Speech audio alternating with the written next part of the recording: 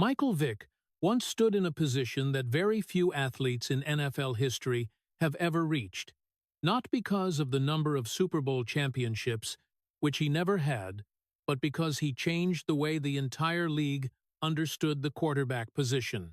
As the #1 overall pick in the NFL draft of 2001, Michael entered the league as the symbol of a new era.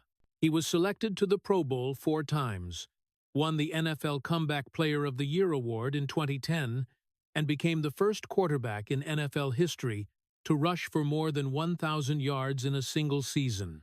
Throughout his career, he set numerous records for rushing yards and rushing touchdowns by a quarterback, forcing defensive coordinators to completely rewrite their schemes.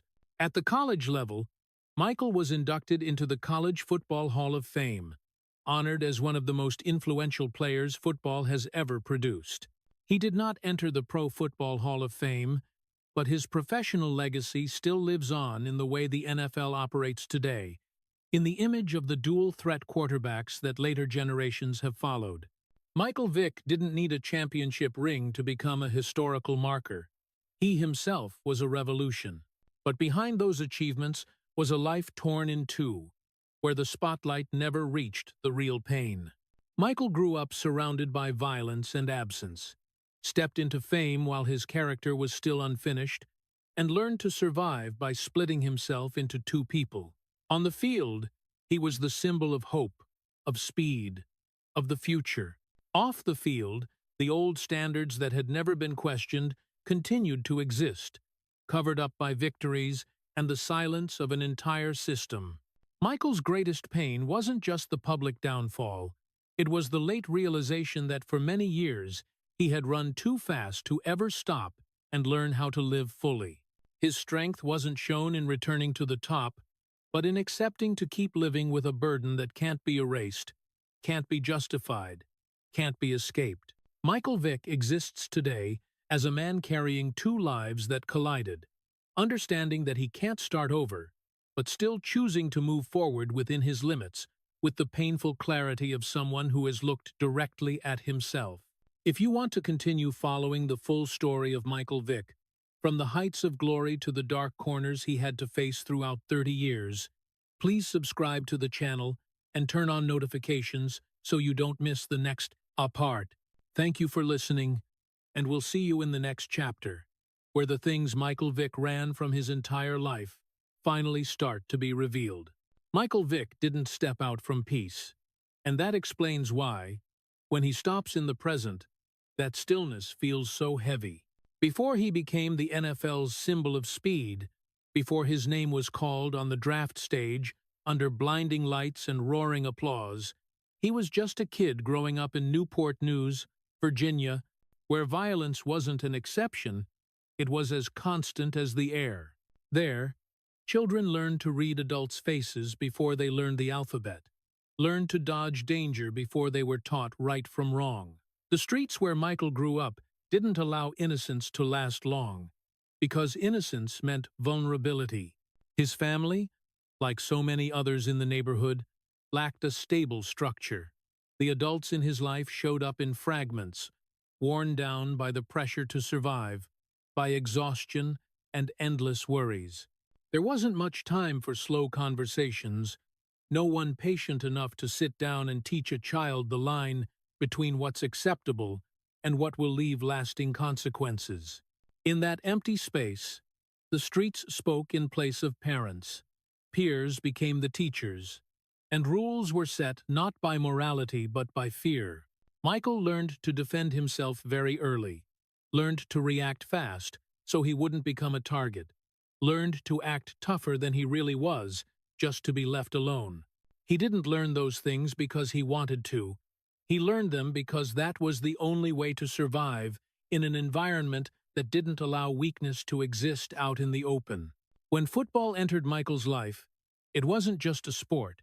It was another world, a place where he realized that if he ran faster, threw harder, people would look at him differently. On the practice field, he was praised, protected, forgiven for behaviors that would be questioned in anyone else. Right there, a dangerous lesson slowly took shape. People can be treated differently depending on the value they bring. Michael didn't call it two lives, he simply did what he needed to do to survive.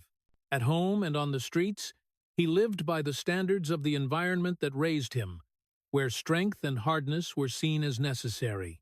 At school and on the football field, he put on the image others wanted to see: a promising young talent, a hope. No one told him that constantly switching between those roles would leave cracks. No one warned him that when a child learns to live differently depending on whose eyes are watching, inner unity slowly erodes.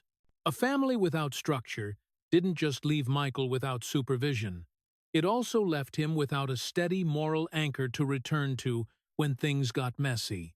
There was no strong enough voice to remind him that what was accepted on the streets wasn't always right in a longer, more complicated life. Michael grew up faster than his age, but that maturity was about survival more than understanding. Deep down, he was still a child, craving recognition and love. But he learned early that recognition only came when he played the exact role the world expected. When someone was watching, he became the model. When no one was watching, he went back to what was familiar.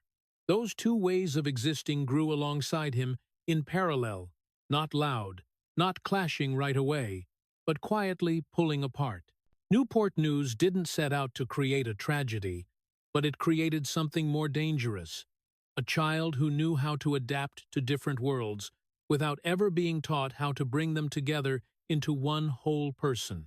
And when Michael Vick left those streets with football talent in his hands, what he carried wasn't just the speed and strength that got him to the top.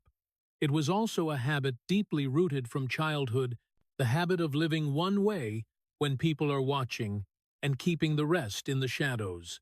That habit, formed in deprivation and violence, would follow him for decades, quietly laying the foundation for a divided life that, even today, after everything, when he finally stands still, he is forced to look back and face. Football came to Michael Vick not as a childhood dream nurtured over years, but as an escape that showed up exactly when a kid needed it most, to get away from the streets that had already taught him too much about fear. If for Crystal Gale, music was a gentle refuge for healing, then for Michael, sports carried a completely different meaning. It didn't soothe the wounds formed in childhood. It covered them with speed, strength, and admiration. Right from those first practices, Michael realized one very clear thing. When he ran fast, the world behind him got left behind. When he accelerated, no one could catch up to ask what he was thinking, what he was afraid of, what he was carrying from the past. Running wasn't just a skill. It was a survival reflex honed in Newport News, where running at the right moment could save your life. On the football field, that reflex was celebrated, given fancy names like natural instinct or rare explosiveness, and Michael quickly learned that what helped him survive in real life could also make him loved in the world of sports. Throwing the ball was the same. Every accurate pass was a way to avoid facing questions no one had ever taught him how to answer. Throw to look forward, to avoid looking back, where there was an absent family, familiar violence, distorted standards that had never been corrected. Football gave Michael a clear role, a simple identity: the winner. In that role, he didn't need to explain who he was beyond speed and results. No one asked how he lived once he left the practice field, because as long as he kept running and throwing, everything else was overlooked. Michael's talent gradually became a perfect suit of armor. It shielded him from scrutiny, from the interventions a child should have had to build a solid foundation of character. Every win, every compliment, every admiring glance reinforced a dangerous message. As long as he was good, the world wouldn't demand more. Football didn't teach Michael how to heal his pain. It taught him how to make the pain invisible. He ran so he wouldn't get caught, not just by opposing defenders, but by memories and his inner limits. He threw so he wouldn't have to confront, wouldn't have to stop and ask himself why he always needed to move so fast. As Michael moved up to higher levels from school fields to college, then closer to the NFL door, that armor grew thicker. Talent didn't just protect him, it created distance between him and the people around him. Teammates saw him as a phenomenon.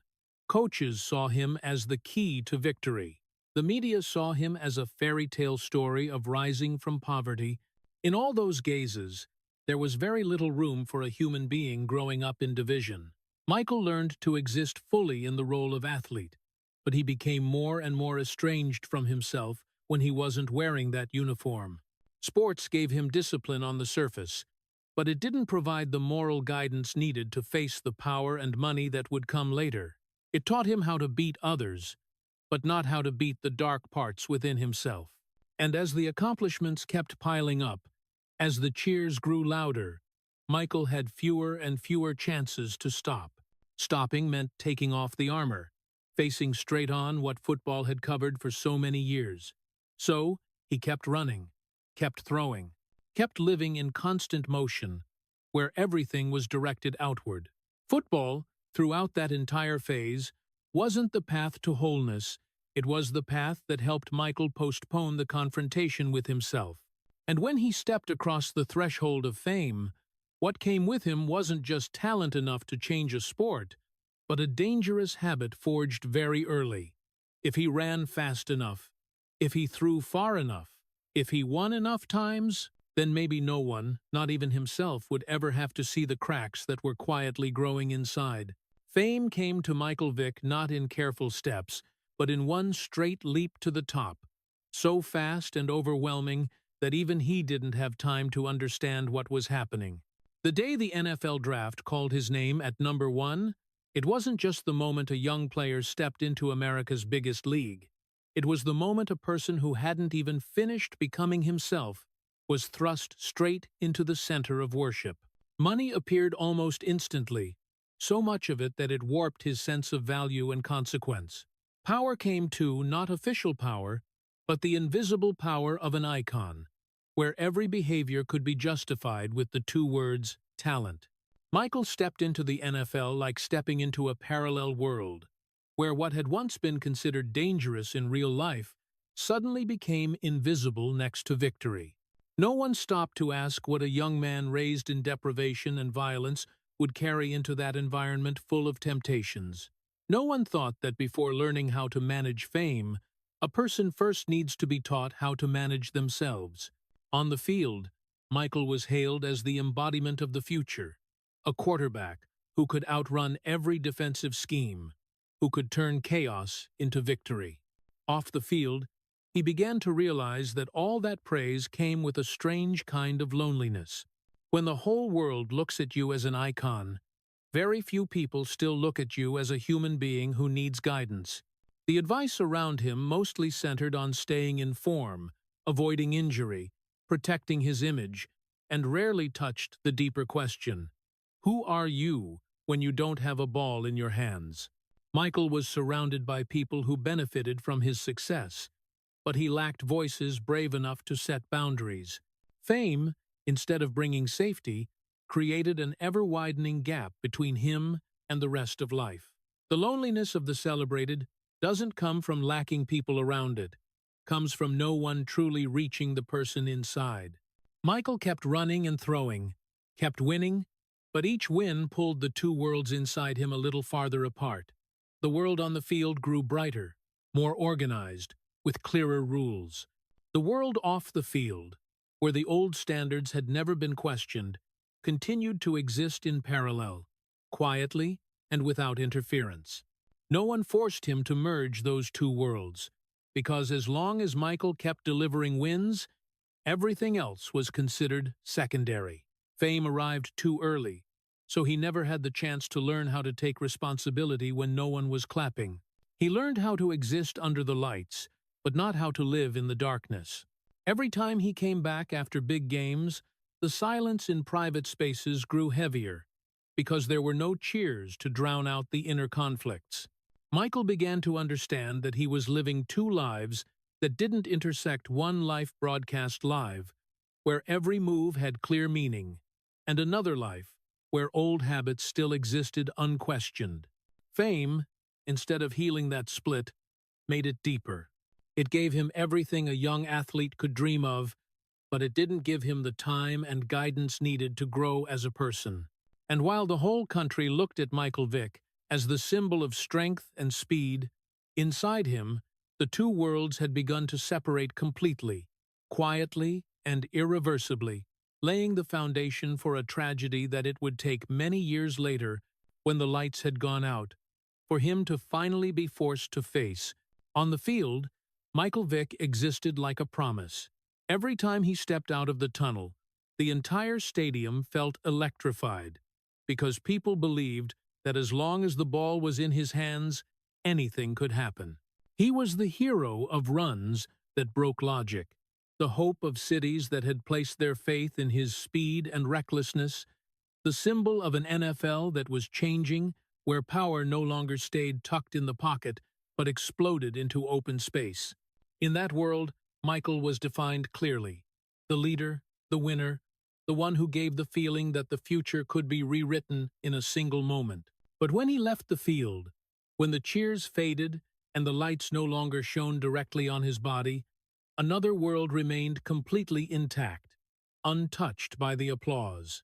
That was the world of the old standards formed in Newport News, of habits learned in deprivation and violence, of behaviors that had never been questioned, because no one had ever been close enough to see or brave enough to ask. Michael didn't deliberately live two lives to deceive anyone. He simply continued living according to what he had learned, while at the same time putting on the role the new world had given him. That separation happened quietly, with no decisive moment, no clear choice between right and wrong. On the field, everything had rules, strategies, boundaries already drawn. Off the field, those boundaries were far blurrier, and Michael had never been taught how to redraw them to fit his new position. He learned how to exist as a professional athlete, but he was not guided on how to become a whole person when power and money arrived too fast. The people around him, from teammates to management, saw Michael as a tool for victory, an asset to be protected, rather than an individual struggling with inner division. Every time he won, the gap between the two lives grew wider, because victory made every question seem unnecessary. Michael gradually got used to switching roles without realizing the price he was paying. When someone was watching, he became the model, saying the right things, appearing with a controlled image. When no one was watching, he went back to familiar habits, ways of living that had never been forced to change. Those two lives never truly met, because there was never a moment that forced them to collide. No one demanded that Michael merge them, because both were serving a certain purpose. One life brought wins and fame. The other brought familiarity and control in his private world. The problem wasn't intentional deceit. It was that Michael had never known who he was becoming, as those two parts of himself grew side by side. He had no language to name that division, no tools to heal it. Under the stadium lights, he was the symbol of hope. In private life, he was the unfinished product of an environment that had never required him to look deeper within himself. Michael Vick began to feel the disorientation, but that feeling was always pushed back by the schedule, by practices, by expectations that didn't allow him to stop. He continued living in two worlds as if it were normal, as if everyone did it. But that normalcy only existed on the surface. Beneath it, the two lives grew farther apart, carrying with them a simmering question that Michael had never dared to face. If one day there was no field left to define him, who would he be? No one heard that question, and he himself had no time to listen. So Michael kept moving forward, carrying titles, money, and worship on one side, and the old standards that had never been examined on the other. Those two parallel paths didn't intersect, but they both led him forward, toward a point where the separation could no longer be covered up. And though he didn't know it at the time, it was precisely not knowing who he was becoming that made his tragedy not a single moment, but a long, quiet, irreversible process. Michael Vick's two lives couldn't have existed in parallel for so long if it were just a matter of personal choice. They existed, grew, and gradually became dangerous because of something far larger, the complicit silence of an entire system built around winning. The NFL isn't an organization designed to nurture whole human beings. It's engineered to produce results, to optimize performance, to turn talent into product, and the emotions of millions of fans into profit. In that system, Michael Vick was the perfect gift. He brought what the league always craved: difference, explosiveness, moments that made fans leap out of their seats and forget every worry of everyday life. When one person delivers that, very few still want to ask what the cost is. Coaches focused on schemes to maximize his speed.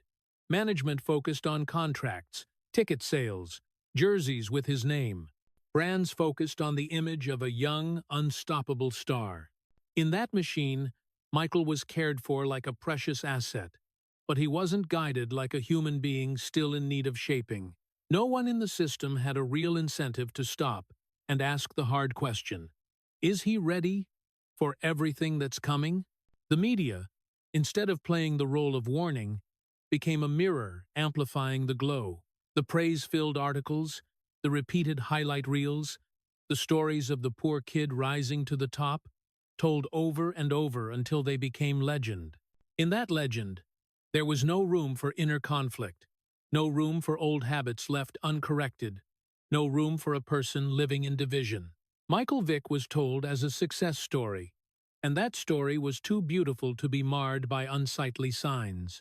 Warnings, if they existed, appeared only as faint whispers, easily drowned out by the cheers. The system didn't encourage listening to those whispers because they directly threatened the image and benefits it was enjoying. When a player brings wins, everything off the field tends to be seen as secondary, as personal business, as something that will sort itself out over time. But time doesn't fix neglected cracks. It only makes them deeper. Michael lived in an environment where success was constantly rewarded, while self-examination was never required. No one forced him to learn accountability before things spiraled out of control. No one taught him that power and money aren't just rewards, they're also moral burdens. That system also created a false cushion of safety, where every trouble could be handled quietly. Every image could be controlled, as long as he kept delivering results. The most dangerous thing about the complicit silence isn't that it hides the truth, it's that it makes the person inside believe there's nothing that needs to change. Michael Vick continued living in two worlds, and each world was reinforced by the silence of those around him. Teammates didn't want to disrupt the locker room stability. Leadership didn't want to touch issues that might affect performance. Media didn't want to tarnish a story that was selling so well. Every link had its own reason to stay quiet, and the resonance of those reasons fed the tragedy. Michael's tragedy didn't explode right away because no one forced it to surface. It grew in the gray area, where right and wrong weren't named, where responsibility was postponed, where a young person was allowed to keep living in division without being forced to integrate himself. The NFL needed wins, not whole human beings, and that system ran smoothly until the price became too high to keep ignoring. Then the silence that once protected Michael would vanish quickly, leaving him to face everything that had been overlooked for so many years. But at this stage, in the years when fame was still intact, the tragedy was still being nurtured in collective silence, day by day, season by season, win by win, until there was no way left to cover it up. The truth didn't come to Michael Vick like a sudden thunderbolt, but like a door being kicked open after many years of being tightly locked by silence. When the name Bad News Kennels appeared in the headlines, the two lives he had lived in parallel for so many years collided head-on for the first time, with no space left to dodge, no armor thick enough to cover it up. What had once been kept in the shadows of private life, the old standards formed very early and never questioned, was suddenly dragged into the light, raw and unforgiving. The public wasn't just shocked by the behavior that was exposed. They were shocked by the terrifying gap between the image they had believed in and the person now appearing before their eyes. Michael Vick, who had once been praised as the symbol of speed, of hope, of innovation in the NFL, was now seen through a completely different lens, a man carrying cruel choices that no one could justify anymore. The outrage spread so fast that it swallowed every previous achievement. The runs that once made stadiums explode were replaced by cold headlines, non-stop news segments, unavoidable ethical questions. This was no longer a story about sports. This was a story about humanity, and Michael was placed at the center of the storm as the worst possible example of what happens when talent is given power without corresponding maturity. For the first time in his adult life, Michael Vick was no longer viewed through the lens of victory. He was no longer protected by the system, no longer propped up by the media, no longer allowed to hide behind highlight reels. The two lives he had kept separate were forced to meet in one single, violent, irreversible moment. What he had done in the dark was now read aloud, analyzed, dissected in front of millions. And the most painful thing wasn't just the public's outrage, it was that Michael was forced to see himself through those eyes. Not as an athlete, not as an icon, but as the worst version of himself, with no room for excuses, no space to run away. That truth crushed every layer of identity he had once relied on to survive. He couldn't throw to avoid facing it, couldn't run to leave it behind. For the first time, motion no longer worked. Michael stood still in the middle of the fury, and that stillness exposed something he had never had to confront: that talent cannot erase responsibility, that winning cannot cover choices that caused irreversible harm. The public didn't look at him with curiosity or pity. They looked with the anger of people who felt betrayed. They weren't just angry about the behavior.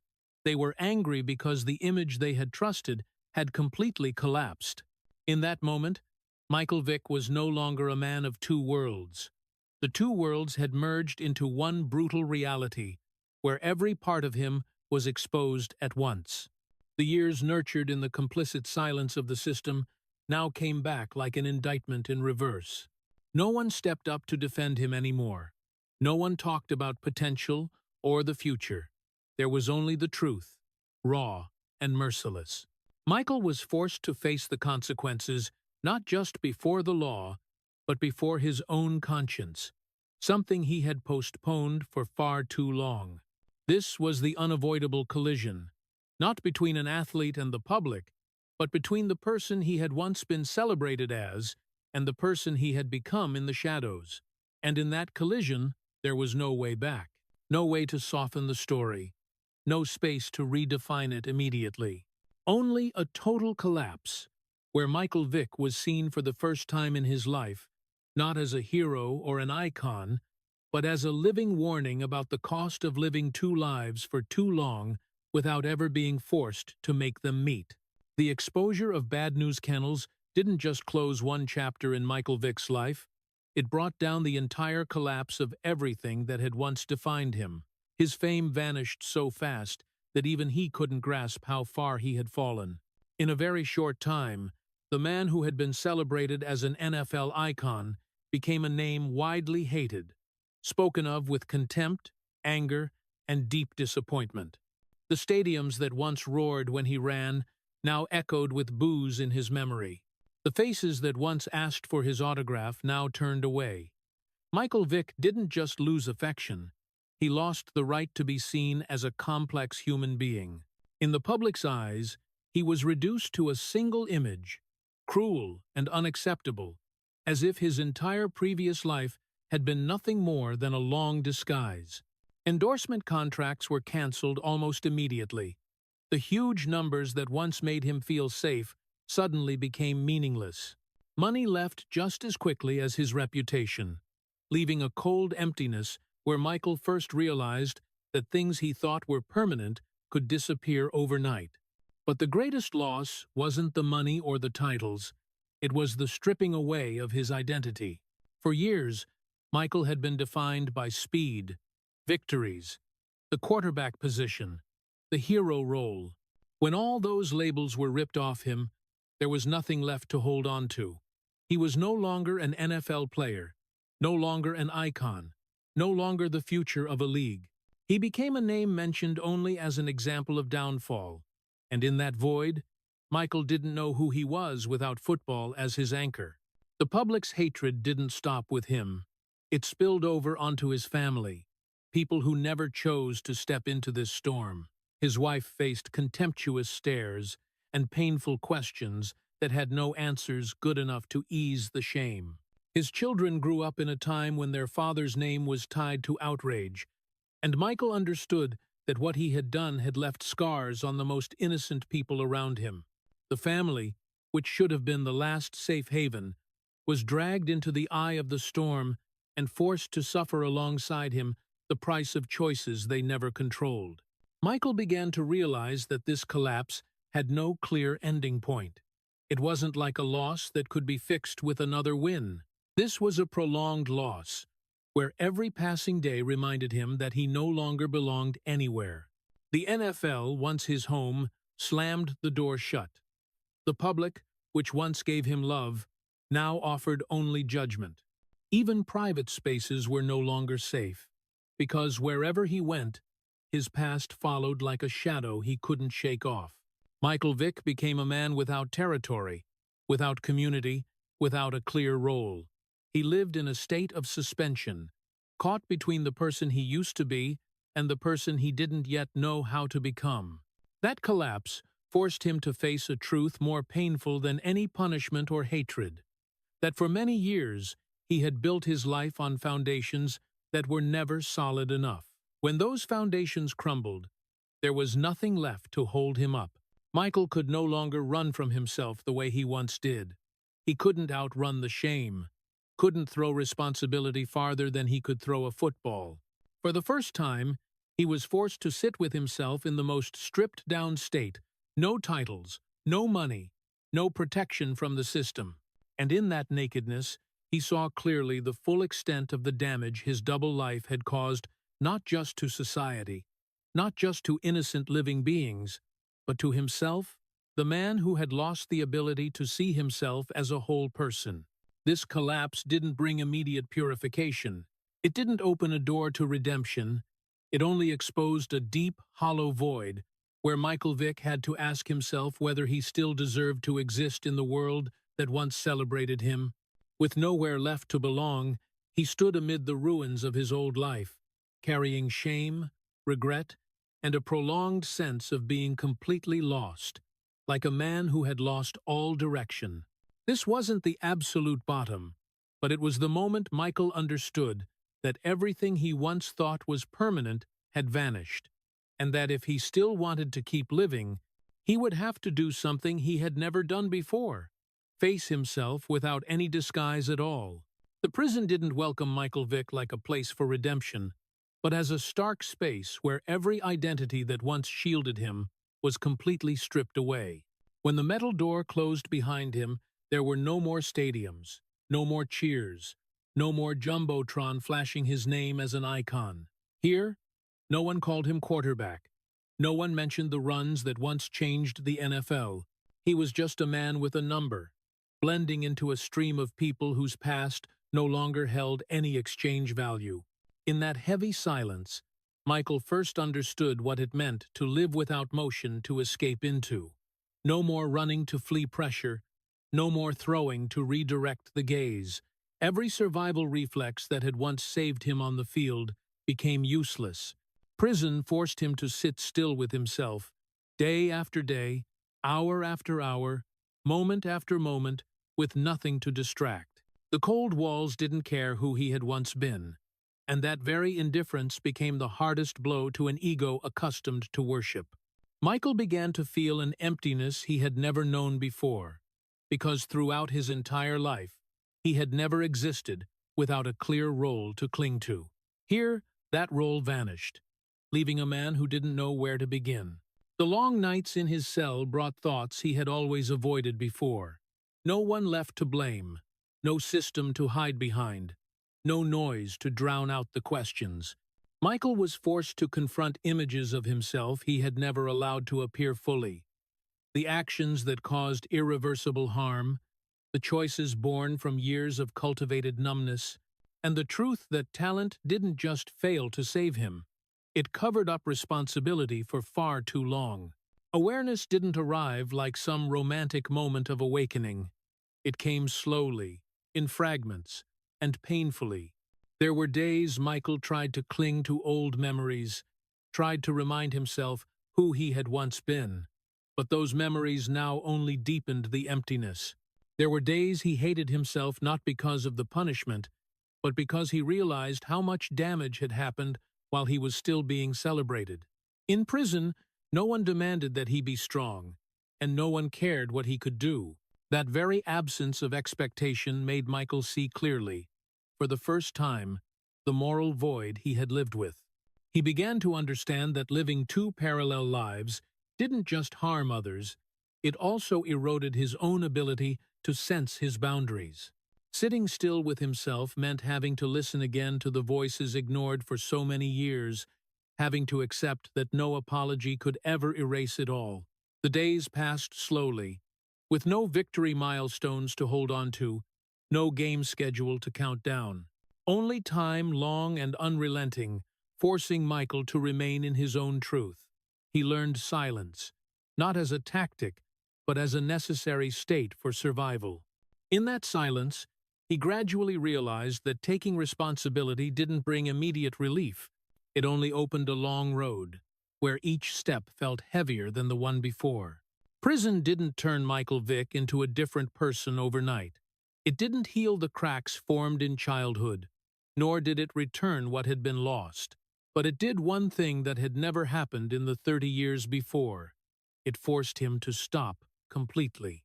And in that stopping, when no one called his name with the familiar titles, Michael began to see for the first time the naked human being behind all the roles he had played. Awareness came late, came in pain, and brought no easy comfort. But that very pain marked the first time in his life he no longer ran away, no longer covered up, but began to exist in his own reality, no matter how heavy that reality was. When Michael Vick stepped out of prison, he didn't step into a cleaner new chapter, and he understood that more clearly than anyone. There was no moment of light pouring down like in the redemption stories the public often expects. No swelling soundtrack, no grand declarations about starting over from scratch. What he carried out with him wasn't relief, but a burden, heavier than the bars themselves. The awareness that some mistakes can't be erased, some damage can't be undone, and some lives suffered pain because of his choices. Michael no longer tried to retell the story in a way that softened the truth. He no longer clung to circumstances, to his childhood, to the system, even though all of those had once helped shape who he was. For the first time, he began to learn how to take responsibility without excuses. That didn't make life easier, in fact. It made every day heavier, because there was no longer any cushion to place the blame on. Michael understood that there was no path back to a starting point, because that starting point had never been innocent. He also understood that every effort to start over was a dangerous illusion, because it implied the past could be set aside. But his past refused to be set aside. It lived in the way others looked at him, in the way he looked at himself, and in the silent moments when there was nothing left to distract. Responsibility, for Michael, was no longer an abstract concept, but a daily, quiet, unrewarded practice. It showed up in accepting that some people would never forgive, and that their unforgiveness was reasonable. It showed up in not seeking cheap sympathy, not demanding that the public understand or accept. Michael learned to keep living with the truth that his life would always be divided by a clear line, and no action could ever completely erase that line. He also learned that taking responsibility didn't mean endless self-punishment, but it also didn't mean chasing quick absolution. It meant staying in the discomfort, in the shame, in the knowledge that he had caused irreparable harm. Michael no longer spoke of his comeback as a victory. but as a process of survival. He knew that every step forward carried the weight of what had happened, and accepting that weight was the only way to avoid causing more harm. Not making excuses became a new discipline, harder than any athletic discipline he'd ever pursued. It demanded that he listen to criticism without fighting back, face silence without rushing to fill it, and live in a world where his old fame no longer shielded him. Michael began to understand that responsibility doesn't bring a feeling of salvation, but a kind of painful clarity. Clarity to know that there are things he'll carry to the end of his life, and that continuing to live isn't a reward, it's an obligation. He couldn't erase the wrong, couldn't start over, but he could choose to stop running from it. In that choice, there was no halo, no promise of a happy ending. Just a man learning to stand under the weight of himself, day by day, step by step, accepting that responsibility is never repaid, and that the road ahead, if it exists, will always come with the memory of what couldn't be salvaged. When Michael Vick returned to the NFL, it wasn't a triumphant moment, but a cold, heavy, wary reappearance. No red carpet, no unified cheers, no sense that the whole world was waiting for him to fix his story. The Philadelphia Eagles gave him a chance, but it wasn't forgiveness. It was a stern test. From the very first days wearing the new jersey, Michael understood that this return would be completely different from any previous time he stepped onto the field. In the stands, applause mixed with cold stares, protest signs, and unhidden boos. He was no longer an unconditional hope, but a man carrying a past that split the entire stadium in two. Every time his name was called, the air grew tense, as if everyone was wondering whether they could cheer for the talent without complicity in what he'd done. Michael stepped onto the field in that feeling, knowing that every run wasn't just a play, it was a vivid reminder of what had happened. Success, if it came, would never erase the memory. He played with the clear awareness that the past was sitting somewhere in the stands, watching his every move. The runs were still there, the speed hadn't vanished, but the feeling was different. No more innocence of believing talent could fix everything. Instead, there was caution, the heavy focus of someone who knew any mistake would be read in a harsher light. In the locker room, Michael was no longer the center of admiration. He was a teammate who had to prove he belonged not just with performance, but with attitude, with silence when needed, with accepting the edge if that's what the team required. Some teammates supported him, believed in second chances. Others kept their distance not out of personal hatred, but because they didn't know where to place him in their own value system. Michael understood that and didn't try to force acceptance. He knew that trust, if it came at all, would come slowly and never fully. Every game became an unofficial test of his endurance. When he played well, the applause came, but it didn't last. When he made a mistake, the negative reaction arrived faster, sharper. Success no longer felt like release. It was just a brief pause before the memory returned. Michael couldn't play as if everything had been forgiven. He played knowing he was walking a thin line, where his place in the league was always conditional. The hardest part wasn't the pressure to perform, but accepting that no matter how hard he tried, some people would never change how they saw him. And they had that right. Michael no longer fought against it. He carried the past as part of himself, neither denying it nor trying to lighten it. On the field, he kept running, kept throwing, but every movement came with the awareness that this was no longer a stage to prove greatness. It was a space to exist within new limits. The Philadelphia Eagles didn't offer him salvation, but they gave him a chance to stand in front of the mirror again, not to see a hero, but to see a man trying to live just a little better than yesterday. Moments of success, like the Comeback Player of the Year award, didn't bring complete victory. They felt more like acknowledgement that he could still play, not that he'd been forgiven. Michael understood that boundary clearly and didn't cross it. He didn't use achievements to demand acceptance, nor effort to trade for erasure of the past. Returning to the NFL, for him, wasn't a journey to reclaim glory. It was a process of learning to exist in the light without denying the darkness. Every run was a reminder, not just to the public but to himself, that what happened would always be there, running parallel to whatever success remained. And in that parallel, Michael Vick kept playing not to escape the past, but to accept that the past would always run alongside him, slower, heavier, but never disappearing. After all the noise, controversy, and divided public stares, there was only one place where Michael Vick wasn't required to win, wasn't measured by performance or his past, and that was his family. But even there, it wasn't a safe paradise. It was a fragile anchor built from patience, endurance, and a lot of quiet hurt. His wife and children were the ones who witnessed the entire journey without the option to step out. From the glorious days when the name Michael Vick was cheered across every stadium, to the days of collapse, when that same name became a symbol of outrage. They lived through evenings with the TV on, watching images of their husband and father dissected on every news segment. They heard questions children shouldn't have to hear. They felt clearly the shift in how the world treated their family. Michael understood that no punishment was heavier than seeing the people he loved bear the consequences of his choices. In his family, he couldn't hide behind talent, couldn't cite circumstances, and couldn't demand forgiveness just because he'd suffered enough.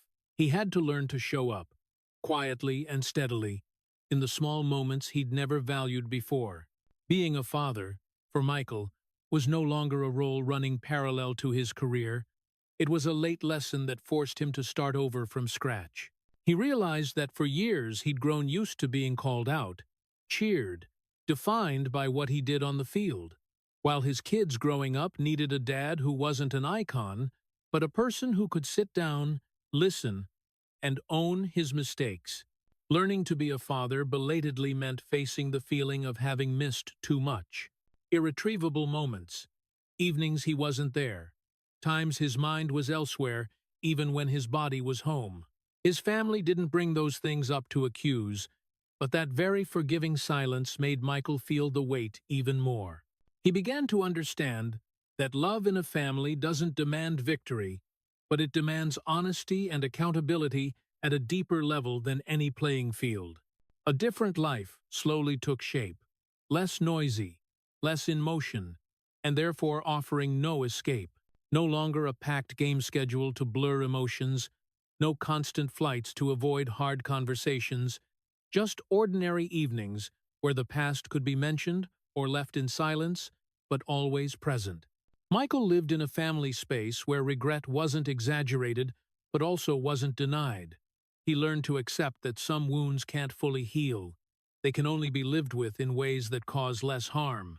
His family didn't erase what happened, but they gave him a reason not to keep running from it.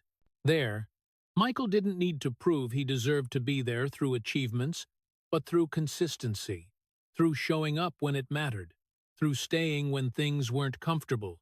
That was a new kind of discipline, no coach, no scoreboard, but harsh in its own way. Every day in that life reminded him that the biggest win was no longer about being recognized again. It was about not causing more damage.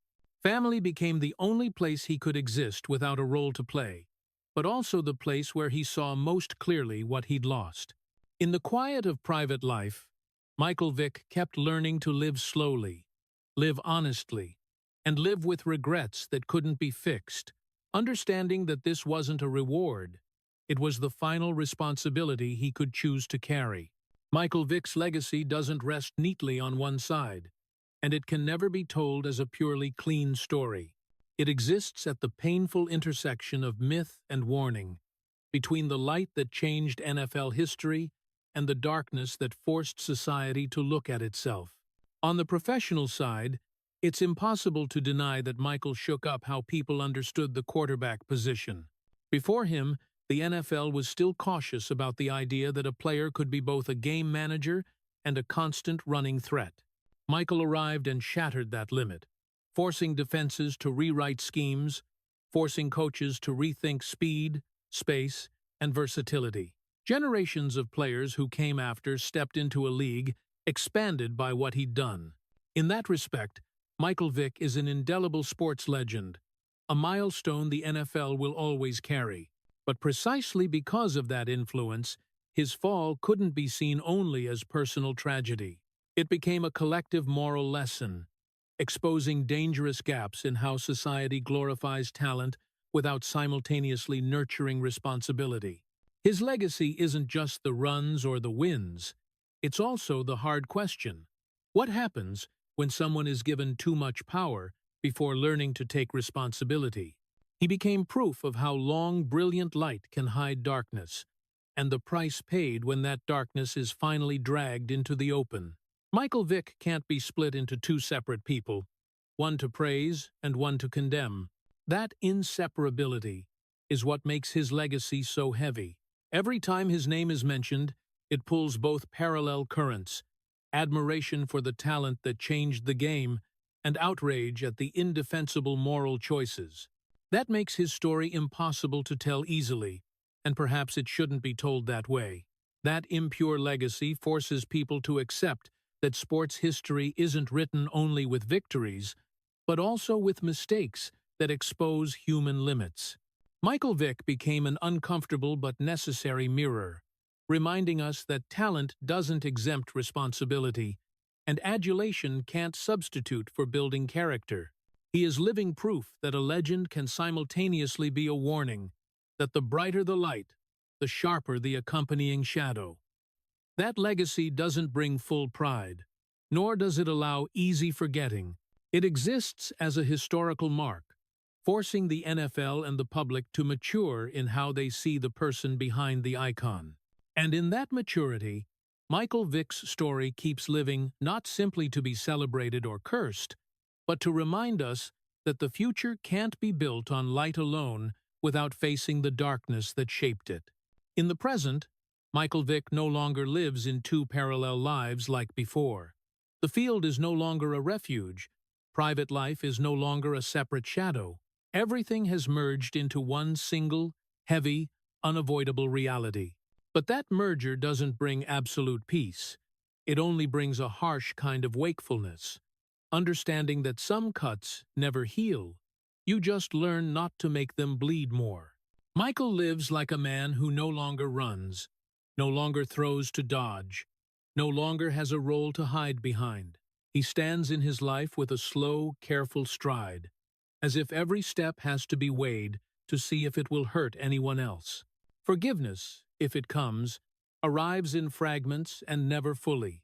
Some people accept his return to public space, some acknowledge the effort to live more responsibly, but many will never change how they see him. Michael understands that, and no longer tries to negotiate. He doesn't demand sympathy, nor does he use a redemption story to demand the past be erased. He accepts that the unforgiveness is part of the price he has to pay, a boundary he has no right to cross. In that acceptance, he learns to speak less, declare less, and stay silent, more a kind of silence not meant to hide, but to not overwhelm. No longer having two lives means no longer having space to avoid the hard questions. Every passing day carries the potential to touch memory, to touch images that can't be repaired. Michael no longer reflexively defends with reasons or context. He's learned to say that was my fault without any added clauses, but saying it doesn't make it lighter. On the contrary, it makes the burden more visible, because responsibility is no longer diffused.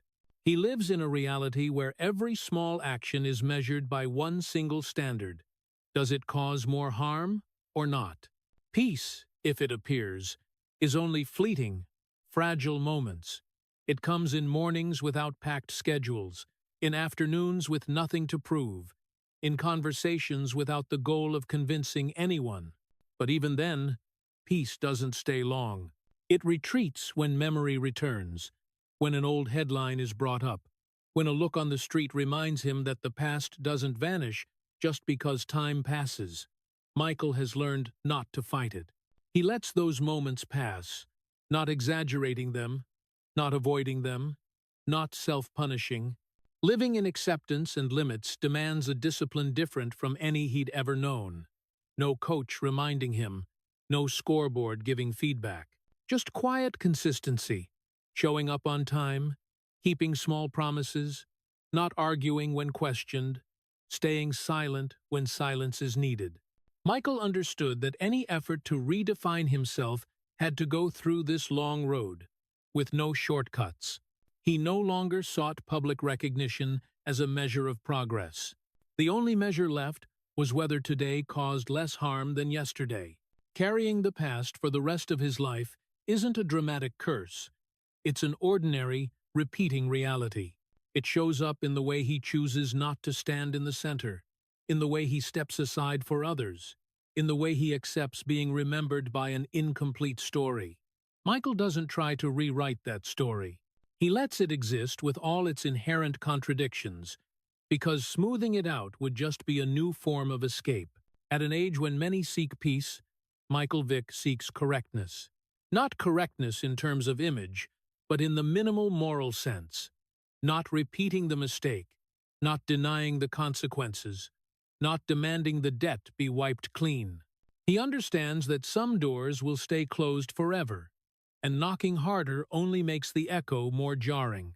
So, he chooses the narrower path, living within the allowed boundaries of the present, respecting others' limits, and accepting that his life will always be read in two voices. One recalling his talent, and one recalling his mistakes. Michael Vick today is a man not fully forgiven, and perhaps he doesn't need to be. What's more necessary is that he no longer forgives himself cheaply. He lives with the clarity of someone who knows the past can't be erased, but the future can be walked through without causing more harm.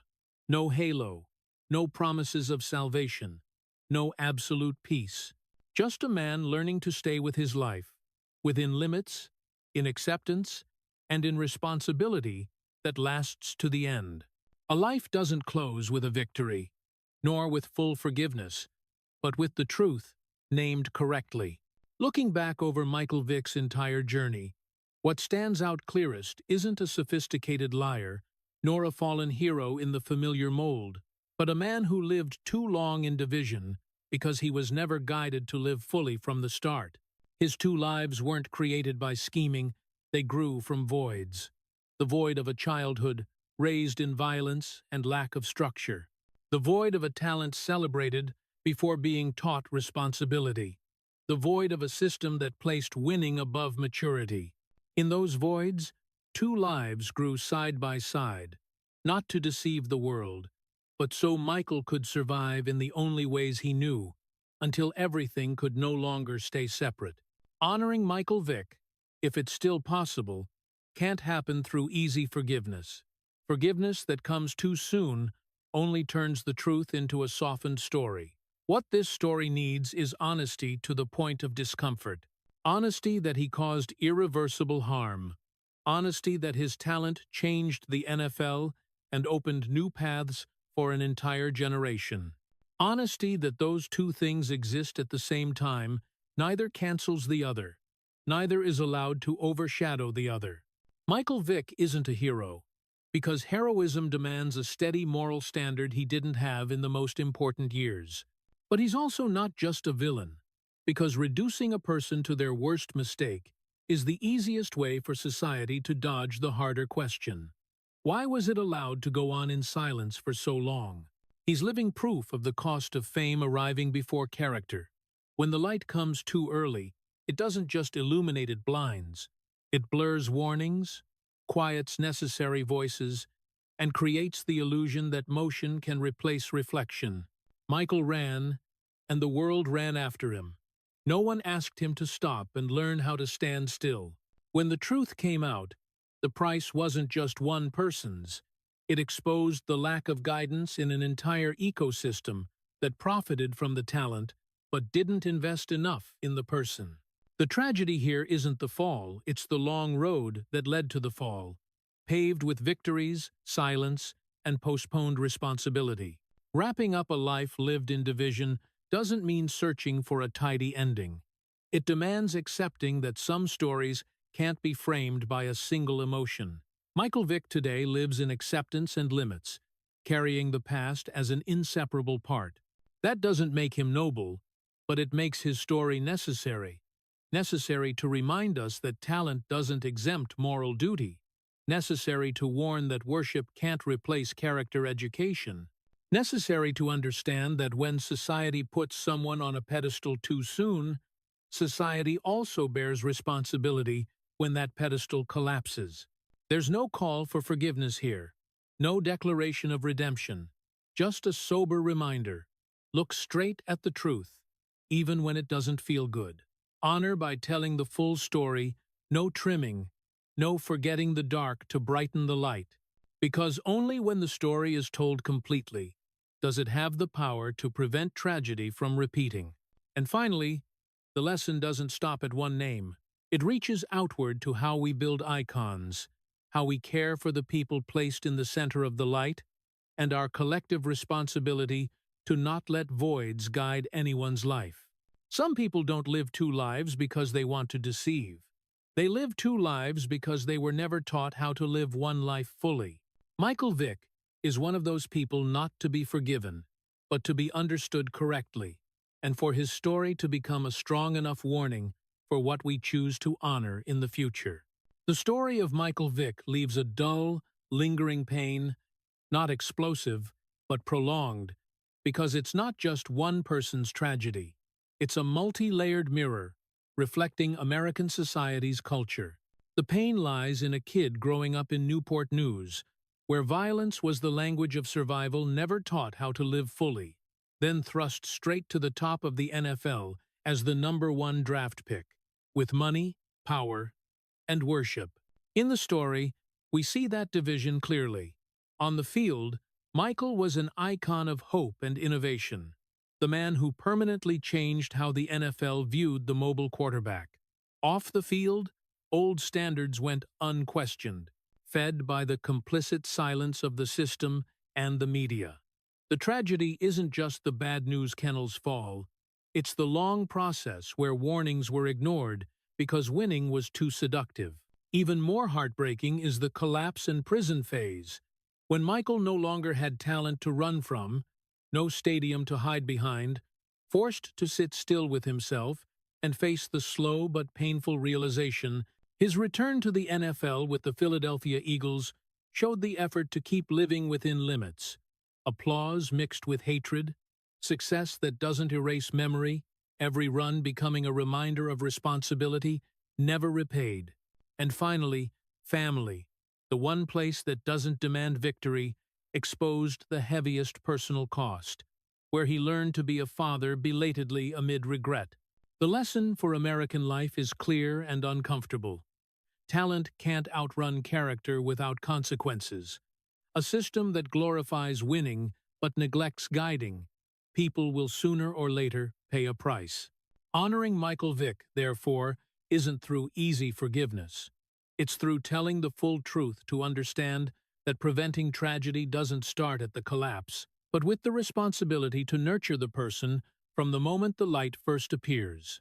If the story of Michael Vick makes you reflect on the cost of fame, responsibility, and neglected guidance, please subscribe to the channel to keep joining us on these honest, painful, but necessary journeys. Thank you for listening to the very end, and see you in the next video, where we continue looking straight at famous lives to understand more deeply the people behind the spotlight.